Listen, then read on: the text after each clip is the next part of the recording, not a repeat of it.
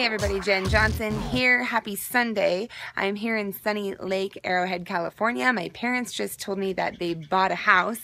We're really excited for them, and you know, it's been a big dream of theirs for a long time to live amongst nature in the pines, you know, and just being, you know, in tune with Mother Earth. So look at this view. This is off one of their balconies.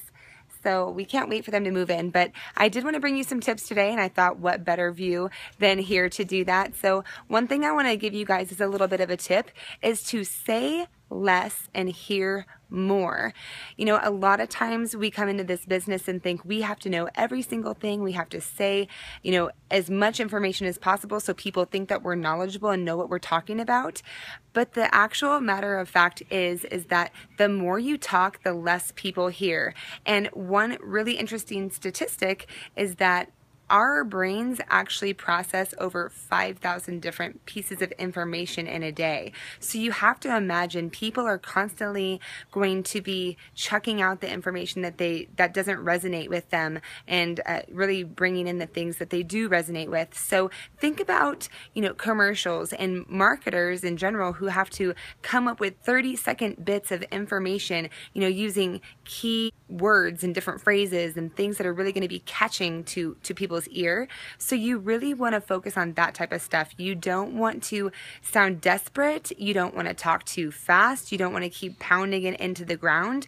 You really want to keep it simple and give them the main ingredients of what you're trying to, you know, get your point across about. That's really going to benefit you in the long run too, because it's going to allow your team to duplicate this process.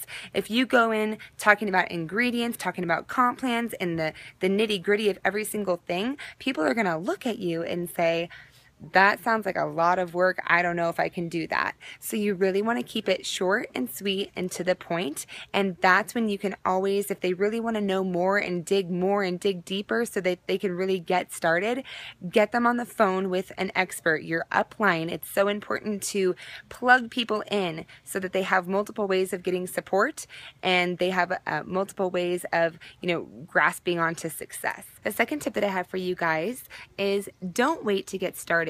A lot of people, you know, get into their company, they sign up, they get their packages, you know, they go through a little bit of training, but then they feel like they got to really dig deeper and know every single thing, and they got to be perfect, and they have to be that expert. No, you really need to just get started and let your excitement fuel you. It's called ignorance on fire. Okay, you'd rather be ignorance on fire than knowledge on ice. And I will tell you guys, when I first got started in my current business, you know, I was just all out talking to every single person, and I was letting my excitement fuel me.